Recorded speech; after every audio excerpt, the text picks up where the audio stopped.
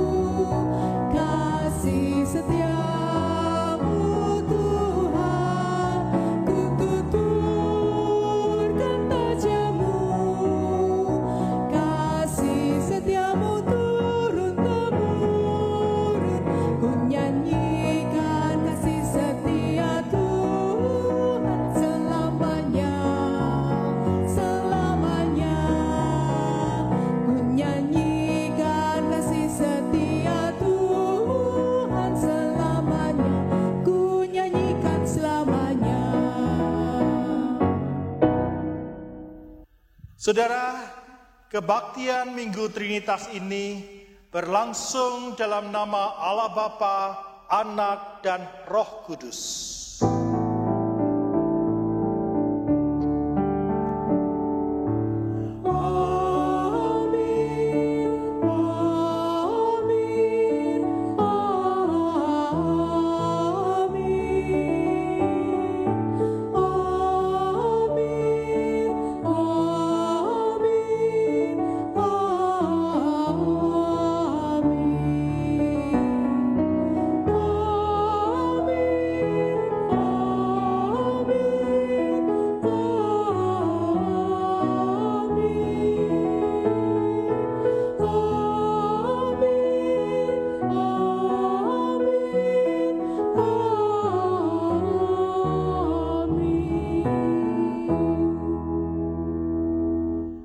Kasih karunia dan damai sejahtera dari Allah Bapa kita dan dari Tuhan Yesus Kristus menyertai saudara.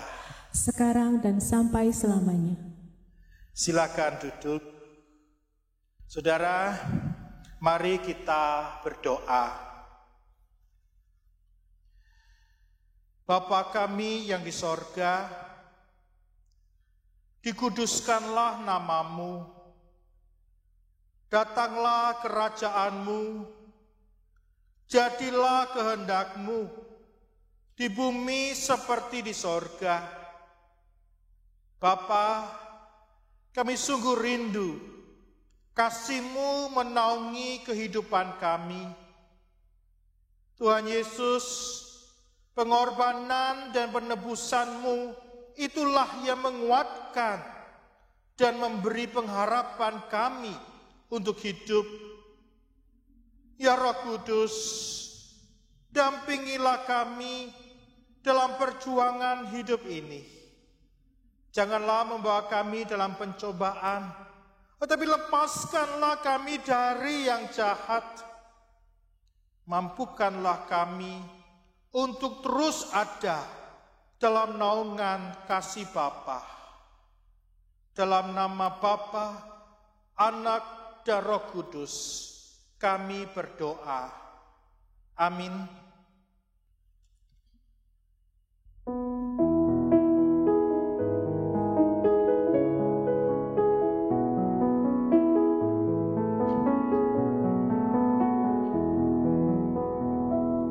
Seindah siang disinari terang, cara Tuhan mengasihiku.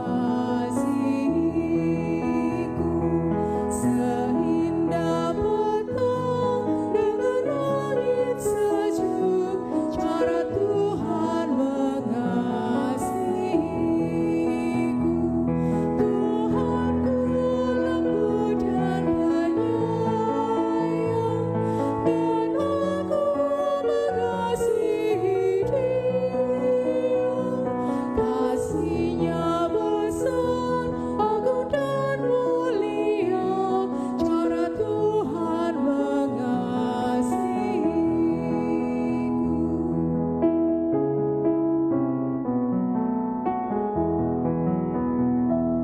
Sedalamnya laut, seluas angkasa, cara Tuhan mengasihiku. Seharum terbang yang tetap semerbak, cara Tuhan mengasihiku.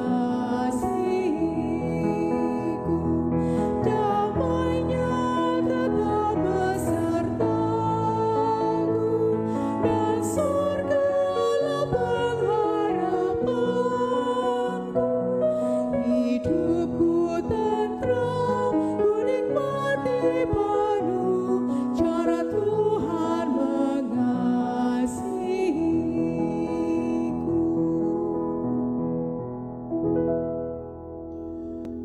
Saudara, ada banyak cara Tuhan mengasihi kita. Tapi apakah juga banyak cara dari kita untuk mengasihi Tuhan? Atau justru sebaliknya, banyak cara bagi kita untuk berbuat dosa. Karena itu, marilah kita pada kesempatan ini berdoa, mengaku dosa kita di hadapan Tuhan. Mari kita berdoa. Bapa yang mengasihi kami, Bapa yang peduli dengan kami, Bapa yang senantiasa melimpahkan kasih itu kepada kami dengan berbagai macam cara, sampai hal-hal yang seringkali kami tidak sadari bahwa itu adalah wujud kasih Tuhan. Ampuni kami Bapa, kalau kami seringkali menganggap Engkau mengasihi kami ketika kasih-Mu itu seturut dengan kehendak kami. Ketika kasih-Mu itu memuaskan ego kami. Ya Bapa, ampunilah kami. Dan kini biarlah pribadi lepas pribadi datang kepadamu, mohon pengampunan-Mu. Bapa, dengarkanlah pengakuan pribadi kami ini.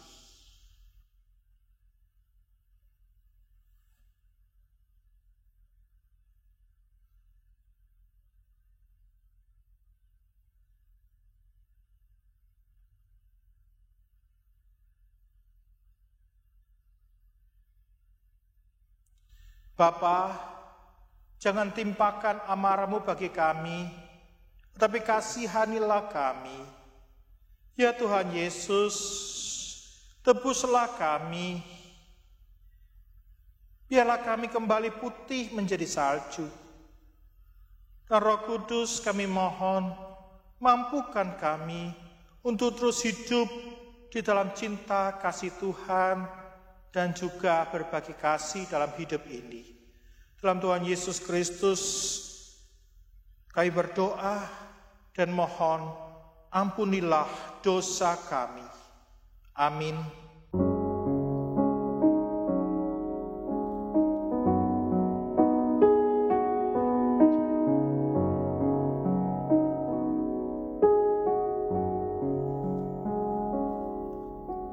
Bila ku renung dosaku padamu Tuhan,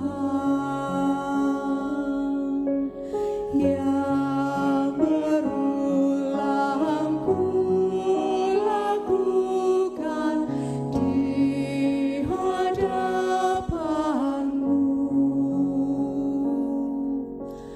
Kasih sayang-Mu,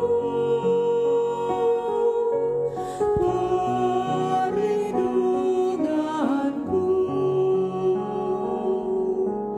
di bawah naungan sayap-Mu, damai hatiku. Kasih sayang-Mu, pengharapan-Ku, usapan kasih setia-Mu, selalu ku rindu. Kasih sayang-Mu, perlindungan-Ku, di bawah naungan sayap-Mu, damai hatiku. Kasih sayang-Mu, pengharapan-Ku, usapan kasih setia-Mu, selalu ku rindu. Saudara, karena kasih-Nya, maka Ia memberikan anugerah pengampunan kepada kita. Menyambut berita anugerah, mari kita berdiri. Kita terima berita anugerah dari Tuhan, seperti yang tertulis di dalam Yohanes 3, ayat yang ke-16. Karena begitu besar kasih Allah akan dunia ini, sehingga Ia telah mengaruniakan Anak-Nya yang tunggal, supaya setiap orang yang percaya kepadanya tidak binasa, melainkan beroleh hidup yang kekal. Demikianlah berita anugerah dari Tuhan. Syukur kepada Tuhan Damai Kristus beserta saudara. dan beserta kita semua. Silakan duduk. Saudara, mari kita berdoa sebelum kita mendengar firman Tuhan. Mari kita berdoa. Bapa, kami mau mendengar firman-Mu. Karena itu ya Roh Kudus, mampukan kami mengerti apa yang kami baca dan kami dengarkan uraian dari firman-Mu itu. Tolong kami ya Roh Kudus. Dalam Tuhan Yesus Kristus, kami juga memohon hamba diurapi, sehingga layak menyampaikan firman Tuhan. Dalam Tuhan Yesus kami berdoa. Amin. Mari saudara kita membuka Alkitab kita. Kita akan membaca Kejadian 1 ayat 1 hingga yang ke-5. Kemudian dilanjutkan ayat 14 hingga yang ke-19. Kejadian 1 ayat 1 hingga yang ke-5. Kemudian ayat 14 hingga yang ke-19. Demikian bunyi firman Tuhan. Pada mulanya Allah menciptakan langit dan bumi. Bumi belum berbentuk dan kosong. Gelap gulita menutupi samudera raya dan Roh Allah melayang-layang di atas permukaan air.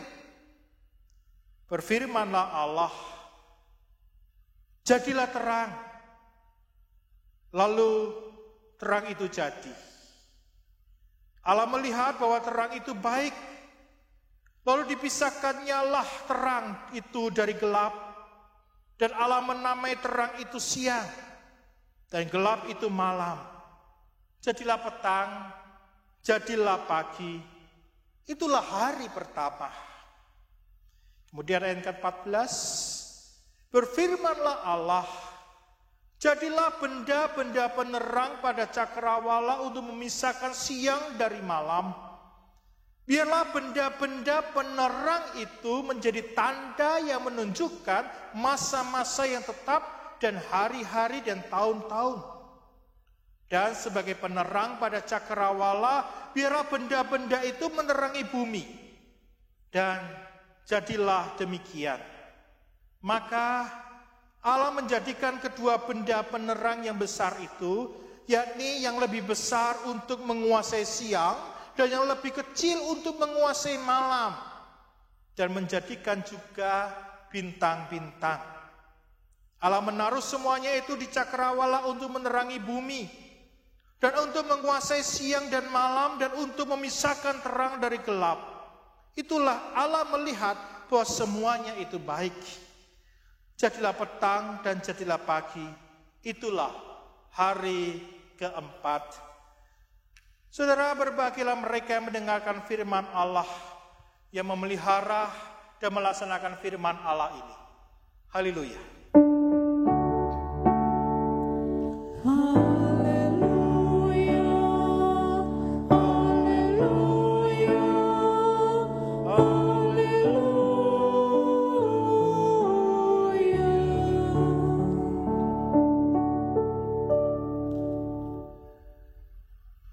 Saudara, ketika kita melihat lampu, apa yang ada di pikiran kita? Cahaya lampu? Nah, ketika lampunya tidak menyala, kita berkata, mungkin lampunya putus. Atau ketika lampunya kembali menyala, kita bilang, bagus ya lampunya, kok tiba-tiba nyala sendiri.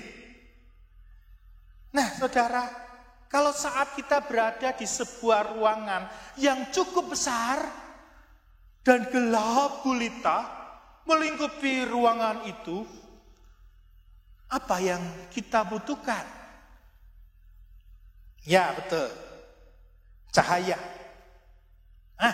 Betul, terang, betul kita butuh terang. Nah supaya ada cahaya, supaya ada terang, kemudian apa yang kita cari? Nah, mungkin kita cari saklar. Untuk apa? Untuk ya cedit, biar menyala kemudian terang. Atau kita cari yang lain. Misalnya kita cari apa ya? Ada lilin panjang.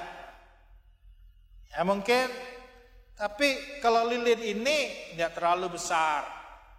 Ketika ya dinyalakan di tempat yang gelap gulita, ya mungkin lumayan lah bisa untuk tambah terang begitu tuh, ya. Atau mungkin tidak mau cari yang panjang-panjang, yang pendek lah. Yang pendek seperti ini. Tapi lilit. Tapi bukan hanya sekedar ini saudara, yang penting itu adalah terang. Nah, dengan ruangan yang terang, hati kita lega. Kita tidak takut. Dan kita dapat menghasilkan banyak hal di tempat yang keras, di tempat yang terang. Saudara, hari pertama Allah menjadikan terang. Baru hari keempat, benda-benda penerang itu dijadikan. Saudara, saya bertanya-tanya, kok bukan benda dulu yang yang diciptakan, tetapi kok malah terang dulu yang ada. Bukan benda yang dijadikan, tetapi terang dulu yang ada, yang terjadi. Saudara, ada matahari yang memancarkan terang. Ada lampu yang bercahaya. Nah, ada lampu yang bercahaya. Tetapi Allah menjadikan terang duluan, baru bendanya. Apa maksud Allah sebenarnya? Ya, dari awal penciptaan, Allah hendak menyatakan pada manusia bahwa manusia ada dalam penyertaannya. Itu sebenarnya yang mau Allah sampaikan kepada kita. Bahwa dari mula penciptaan, Allah itu hendak menyatakan pada manusia, pada kita semua, bahwa manusia ada dalam penyertaannya. Kita lihat saudara, yang pertama, terang dijadikan dahulu. Supaya apa? Supaya kehidupan ini dikuasai terang. Bukan kegelapan. Dan ketika manusia memilih hidup dalam terang, manusia bisa hidup dengan baik. Di tempat terang, selalu yang baik itu yang terjadi. Karena itu kejahatan identik dengan kegelapan. Yang pertama, yang kedua, Allah hendak mengatakan pada manusia bahwa apa yang dia lakukan melampaui pola pikir manusia. Demikian pula dengan penyertaannya. Seringkali kita sulit untuk mengerti. Penyertaan Tuhan sulit kita tebak. Dan kita mengerti. Itu yang kedua. Bahwa kasih Allah, penyertaan Allah itu di luar pola pikir kita. Dan hal yang ketiga, bukan tanpa maksud benda-benda penerang tidak disebut dengan matahari atau bulan. Kalau kita baca tidak ada disebut matahari atau bulan. Karena kata Ibrani untuk matahari dalam bahasa Ibraninya Siamere dan bulan itu Yareak merupakan nama dewa sang surya dan dewa bulan. Maka Allah hendak mengatakan bahwa benda-benda penerang itu tidak berkuasa atas manusia. Tetapi dijadikan untuk apa? Untuk melayani manusia. Benda-benda penerang yang ada itu untuk melayani kita semua. Maka bolehlah kita bangga. Bolehlah kita berbahagia. Dan berbahagialah kita. Karena kita hidup dalam terang kasih Allah. Kasih penyertaannya terjadi sejak kita ada. Saudara, karena begitu besar kasih Allah akan dunia ini, sehingga ia telah mengaruniakan anaknya yang tunggal, supaya setiap orang yang percaya kepada dia tidak binasa, melainkan beroleh hidup yang kekal. Ayat ini kembali meneguhkan kita Bahwa cinta, kasih, dan penyertaan Allah itu terjadi secara tuntas dan menyeluruh dalam kehidupan manusia. Di Roma 6 ayat 23a Rasul Paulus berkata, sebab upah dosa ialah maut. Bahkan di dalam Roma 7 ayat 24 kembali Rasul Paulus berkata, aku manusia celaka. Siapakah yang akan melepaskan aku dari tubuh maut ini? Saudara, saat ini apa yang bisa kita andalkan untuk lepas dari jerat dosa? Jelas kita tak berdaya, tak punya kemampuan. Bila saat ini kita masih hidup, ada damai dan ada sukacita, itu terjadi karena penyertaan Allah yang mengaruniakan hidup yang kekal dalam Kristus Yesus Tuhan kita. Allah mengasihi manusia tanpa syarat. Maka sudah semestinya kita juga mengasihi sesama. Tetapi untuk melakukan hal itu dibutuhkan usaha yang tumbuh dari kehendak kita. Karena itu kita perlu belajar untuk mengasihi sesama kita secara spontan, sebagaimana yang dilakukan Tuhan Yesus. Di Matius 22 ayat 39, Tuhan Yesus mengajarkan begini, kasihilah sesama manusia seperti dirimu sendiri. Saudara, jika kita belajar untuk melihat sesama sebagai pribadi saya, maka mengasihi sesama akan menjadi sesuatu yang natural dan spontan seperti mengasihi diri sendiri. Sebagai contoh, bila saya tidak ingin tertular oleh virus, maka saya perlu menjaga diri, menjaga lingkungan untuk tetap bersih, dan menjaga sesama untuk tetap sehat jasmani dan rohani. Nah, bila lingkungan dan sesama sehat, maka kemungkinan saya tertular itu sangat kecil.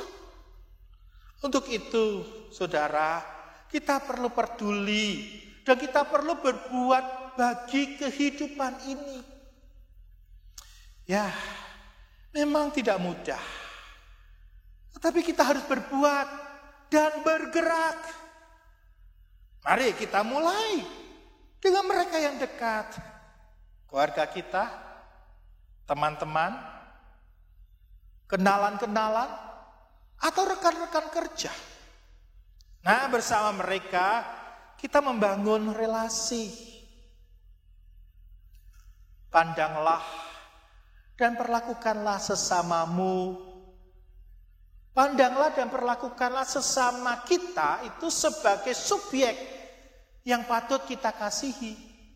Bukan sebagai objek untuk kepentingan diri dan kepuasan diri kita. Memang tidak mudah. Tetapi kita didampingi oleh Roh Kudus. Itulah janji Tuhan Yesus. Tetapi penghibur itu Roh Kudus yang akan diutus oleh Bapa dalam namaku. Dialah yang akan mengajarkan segala sesuatu kepadamu dan akan mengingatkan kamu akan semua yang telah kukatakan kepadamu. Itu yang tertulis dalam Yohanes 14 ayat 26. Saudara, jalanilah hidup ini dengan penuh syukur dan pengharapan. Ada banyak orang di sekitar kita yang mengalami pergumulan yang sama dengan kita. Mereka pun merindukan cinta kasih seperti kita. Dan mereka pun siap untuk berbagi kasih dengan kita. Karena itu, bangunlah relasi kasih yang saling menguatkan. Dan ingatlah, Allah menyertai kita.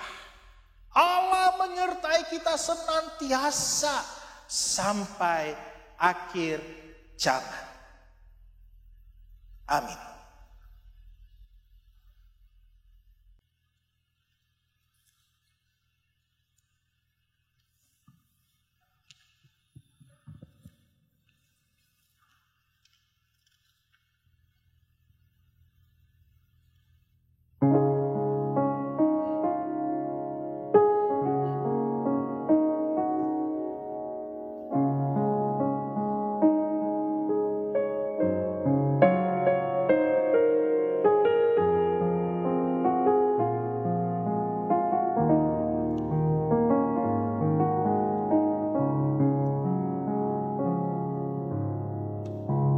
Kasih setiamu yang kurasakan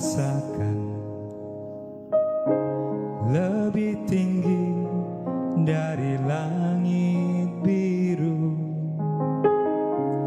Kebaikanmu yang telah kau nyatakan lebih dalam dari lautan.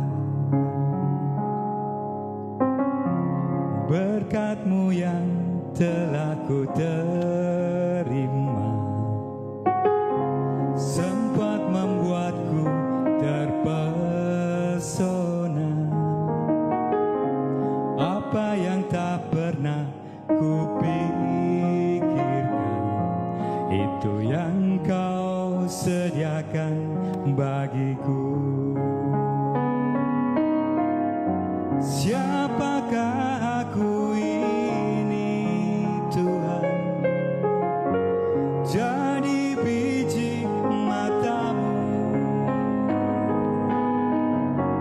Dengan apakah ku balas, Tuhan, selain puji dan sembah Kau? Siapakah aku ini, Tuhan? Jadi biji mata-Mu. Dengan apakah ku balas, Tuhan, selain puji dan sembah Kau?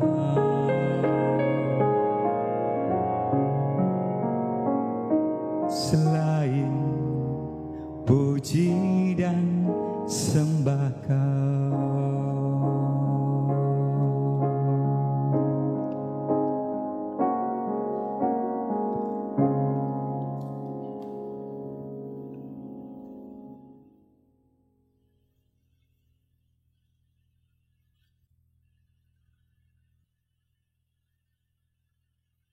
Kami undang anggota jemaat untuk bangkit berdiri.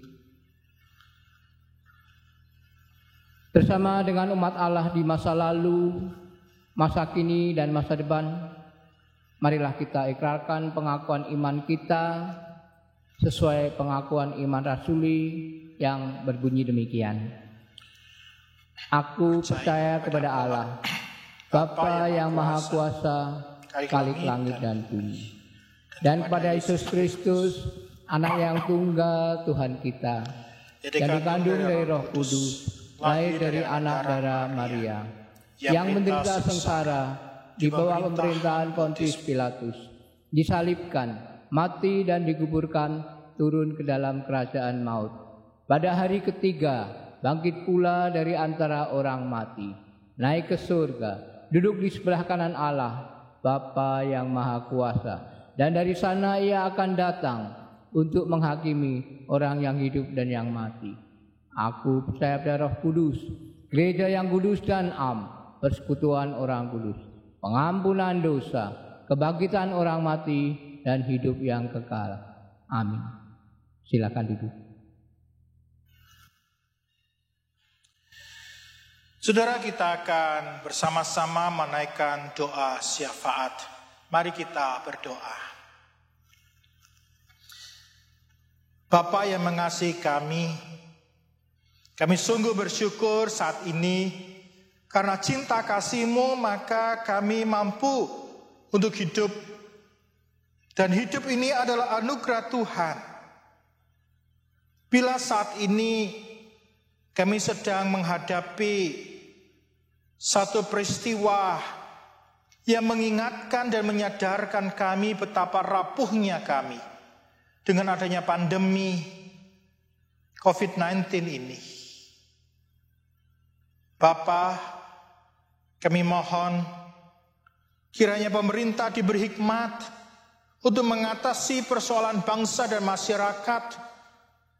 Untuk sungguh masyarakat dapat mentaati apa yang sudah diputuskan pemerintah demi kebaikan bersama dalam memutus mata rantai penularan COVID-19 ini.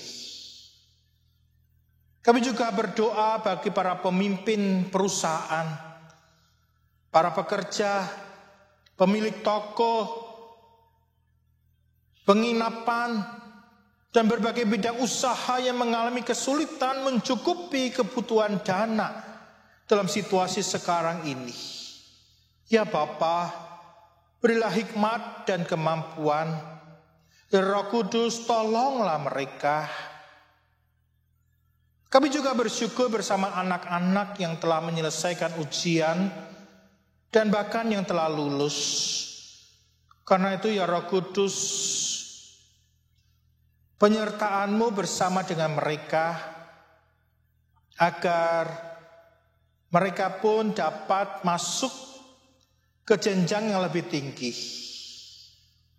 Kami juga berdoa dan prihatin bersama beserta dengan mereka yang belum mampu melunasi SPP, kiranya mereka mendapat bantuan tepat pada waktunya. Ya Bapa, biarlah di dalam situasi seperti ini kami makin peka dan makin mau peduli dan saling menolong, menopang satu dengan yang lainnya. Kami juga berdoa, kami semua mampu untuk menjaga kesehatan kami dengan baik. Tolong kami Bapa, biarlah kami bisa makan dengan baik, dengan cukup, istirahat yang cukup, bergerak, berolahraga juga dengan cukup. Hati yang gembira itu menjadi bagian dari kehidupan kami juga. Kami juga bersyukur Bapa, di tengah situasi seperti ini sekalipun kami tidak bisa beribadah dalam satu gedung, satu tempat, tetapi kepedulian dari umat-Mu tetap ada. Karena kami bersyukur dengan persembahan yang telah dimasukkan ke kotak persembahan ataupun ditransfer ke rekening gereja. Kiranya itu sungguh dapat digunakan dengan bijak, dengan baik dan benar. Tolong ya Bapa kami semua untuk mengolahnya dengan baik. Dan diberkatilah mereka semua dan kami semua. Dan kini bersama-sama kami akan menaikkan doa seperti yang telah Tuhan Yesus ajarkan.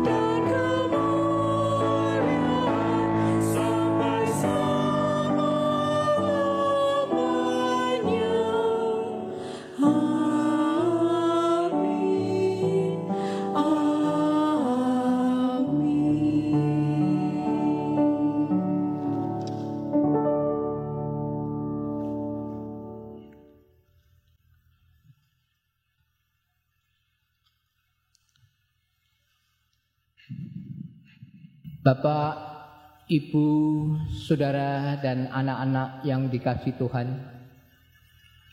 kita bersyukur Allah begitu mengasihi kita. Ia memampukan kita hidup, berkarya, dan berbagi.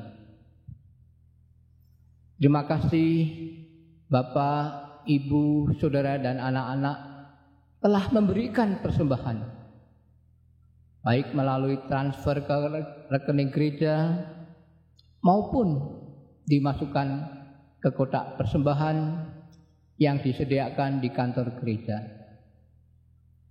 Marilah kita saling mendukung dan tetap menjaga kehidupan persekutuan satu dengan lainnya. Kami undang anggota jemaat untuk bangkit berdiri. Kita akhiri ibadah ini dengan bernyanyi berlimpah sukacita karena kasih Tuhan diam di dalam kita.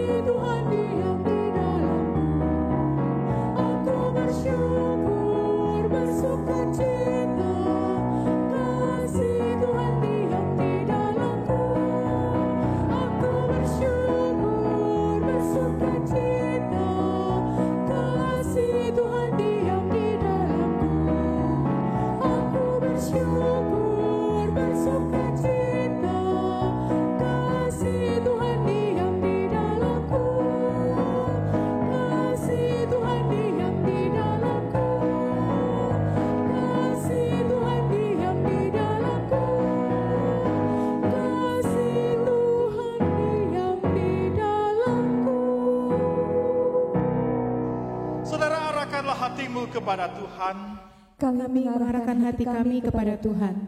Allah adalah sumber kekuatan kita. Ya Allah, Allah adalah sumber kekuatan kita. Hiduplah dalam kasih-Nya dan jadilah saksinya yang setia. Kami siap menjadi saksi kasih Tuhan. Terimalah berkat Tuhan. Semoga Tuhan sumber pengharapan memenuhi kamu dengan segala sukacita dan damai sejahtera dalam iman kamu, supaya oleh kekuatan Roh Kudus kamu berlimpah-limpah dalam kasih dan pengharapan kini dan selamanya. Amin.